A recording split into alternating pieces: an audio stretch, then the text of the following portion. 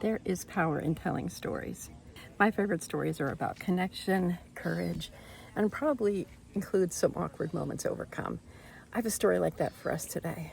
But before we go, I would love to hear how you connect to stories.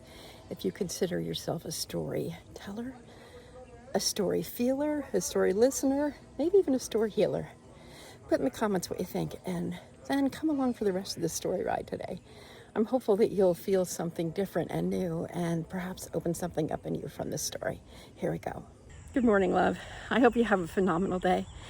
One of my goals for this channel is to help people connect and to become more comfortable connecting with one another in a way that is real and authentic and true.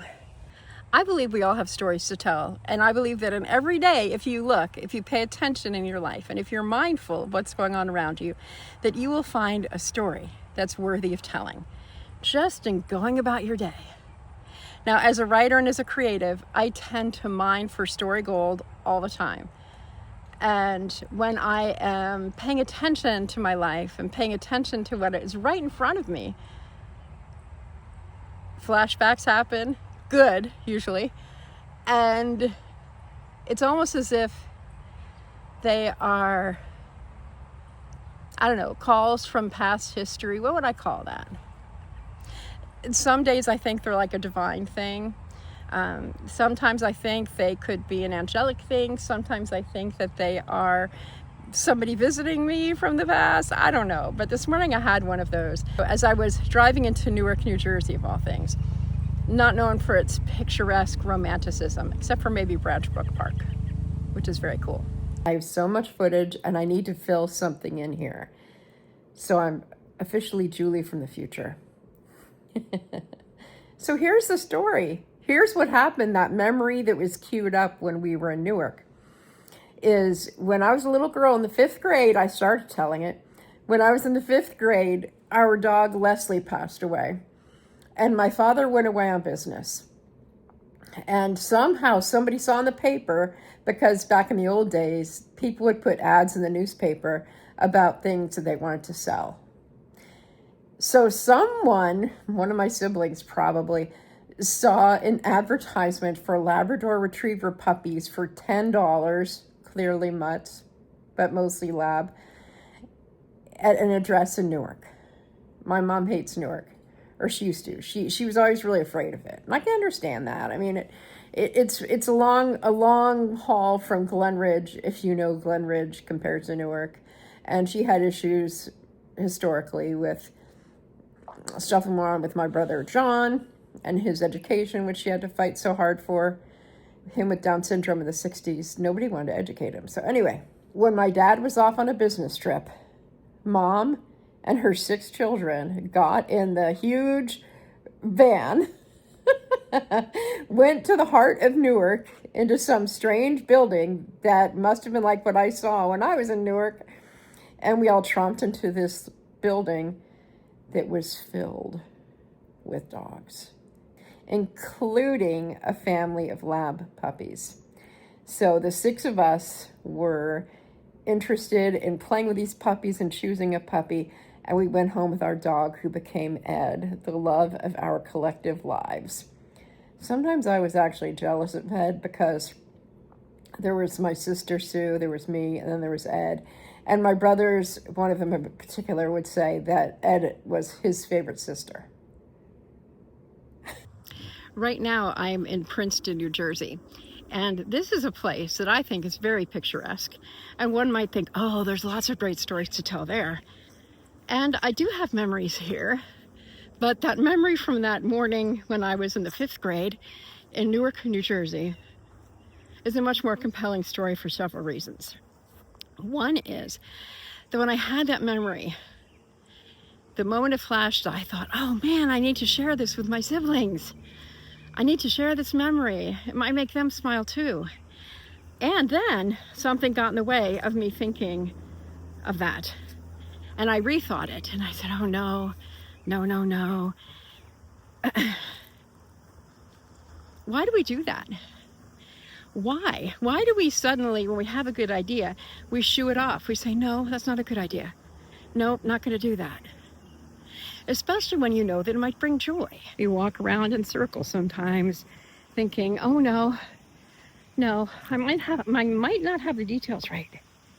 I might not have every little duck in a row, and I might get criticized, and the others might not remember, and they might make fun of me. They might think that I'm too silly for remembering such things. They might. And now, I'm sure at least one of my siblings would definitely tease me about this habit that I have, this hobby. I mean, we're all allowed to have strange hobbies, right? I don't critique my sister's watercoloring. I don't critique my brother's side-by-side driving. I don't criticize my other brother for, I don't even know what my other brother's hobbies are. That's pretty terrible. Except for car racing, I don't know what my oldest brother's hobbies are, which is pointing me to something, isn't it?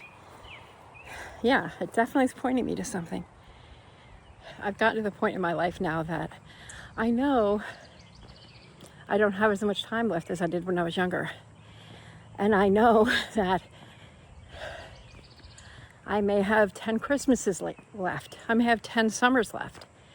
I want to enjoy as much as I can with my loved ones, my children, my siblings, my dear friends.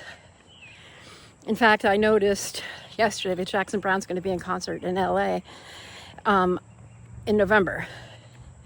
So I thought, oh, Jackson Browne, November.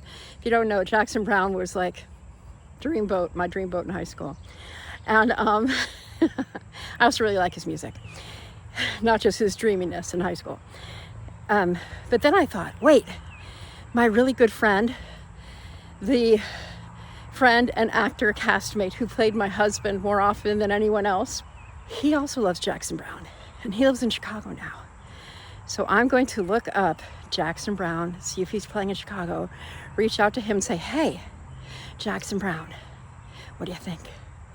I mean, if we can just be mindful and intentional and careful and curate our life. So I sent the text to my siblings. So basically the story that I told my siblings via text was, I was in Newark and I was thinking about when we got Ed, and it made me laugh or smile. Just something very simple. But that's the story, and that's the text that I got the courage to send. I got home from my escapades in Newark, and between my escapades in Newark and getting here to Princeton, I sent the text. And sure enough, 2 of my siblings responded right away. There were no critiques, no criticisms. Julie, why do you remember these things? Why are you constantly telling us these things from the past? I tell you these things from the past because I love you and I want to connect with you. But have I said that with my siblings? No. That's kind of like an advanced course, the advanced course in connection. But we'll get there. Something for you to think about today. Something for you to think about. Who would you like to connect with who you haven't lately? Who would you like to reach out to? Sometimes I do better with dares than just thinking about it. But if someone says, I dare you to, then I'll do it. So right now, I dare you to connect with someone who you haven't connected with in a while, that you might feel sort of uncomfortable connecting with. You can blame me. Until we meet again, just know that I'm grateful for having you in my life, exactly as you are, exactly in this moment. A couple bonuses. One is just, I recorded this, there's really nowhere for it to fit. And the other is a blooper. Gotta love the bloopers. Thanks again for watching. I noticed this tree is tagged. There must be a cheat sheet around here about this tree. A strange angle. I know this is a strange angle. I know this is a strange angle. Let me start again.